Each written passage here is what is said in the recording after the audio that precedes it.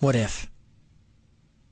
What if you had a friend who died without knowing Jesus as their personal savior? What if he or she went to hell? What if one day you received a letter in the mail from beyond? A letter from hell. A letter from your friend in the flames of eternal torment. The following is a dramatic presentation. It was written by a fictitious high school student named Josh to a friend named Zach. Although Zach had every opportunity to tell Josh about Jesus, he didn't. They were best friends. They played soccer together, they went to classes together, they partied together, they shared their lives with each other. But there was one thing Zach held back from Josh: his personal relationship with Jesus Christ. The rest of the story is simple and sad. A few too many beers, a tragic drive home, a crash, a death, a funeral, a letter. Here is that letter in its entirety. A letter from hell.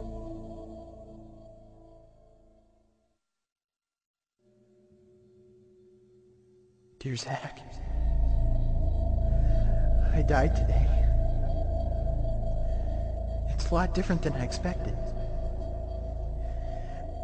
You see, I always thought dying would bring me into a world that's foggy and hazy. But this place is crystal clear.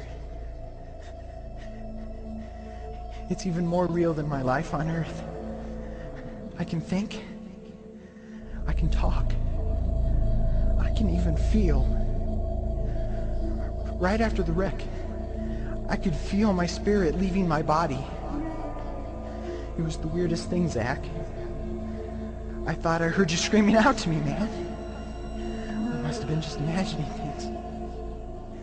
At first, I was just standing in line, getting registered, I guess. They asked me for my name and began to look in this thing they called the Book of Life. I guess they couldn't find it though, because this huge angel standing next to me grabbed me by the arm and started dragging me away. I was terrified. I had no idea what was going on. I asked the angel where he was taking me, but he didn't answer. So I asked him again. Finally, he told me that only those whose names were written in the Book of Life could enter into heaven. And the rest would be condemned to hell forever. Man, I was scared. The angel threw me into some kind of holding cell where I've been sitting and thinking for a long, long time. Do you want to know what I've been thinking about? I've been thinking about you. Zach, you're a Christian. You told me so yourself. I mean, we talked about it 3 different times today. Kelly brought it up, and you laughed it off. Coach Adams brought it up, and you changed the subject. I mean, it came up right before the wreck. Well, the question I can't get out of my mind is this, Zach. Why haven't you ever told me about how to become a Christian? I mean, you say you're my friend, but if you really were, you would have told me about this Jesus and told me how to escape this terrible place that I'm headed for. I can feel my heart pounding in my chest. The angels who have been chosen to cast me into hell are coming down the hallway. I can hear their footsteps. I've heard of this hell, Zach. They call it the lake of fire. I can't stand it, Zach. I'm terrified. No, the angels are at the door. Oh no.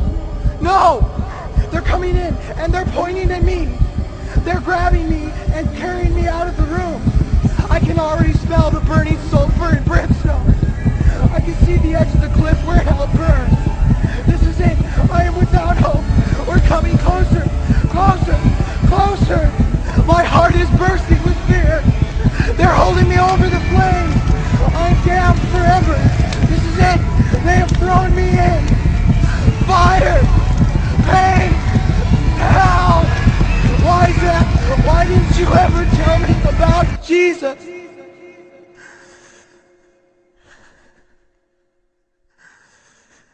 Signed, Your friend, Josh.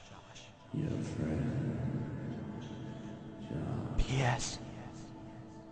Welcome. Wish you were here. Wish you were here. Wish you were here. Wish you were here. Don't bother me. Don't bother me with souls to save. I have my own agenda. There's school to do, sports to play, important stuff to attend to. Don't bother me with my friend at work. He's got his own religion. I don't have time to change his mind. He'll make his own decision. Don't bother me with that little girl, the girl playing in the street. She's much too young to understand that the savior she can meet. Don't bother me with the sounds I hear, the sounds of people shrieking, although I wonder who they are. Who are these victims screaming? Don't bother me with who they are. I really don't want the blame. 'Cause it's my friend at work and that little girl.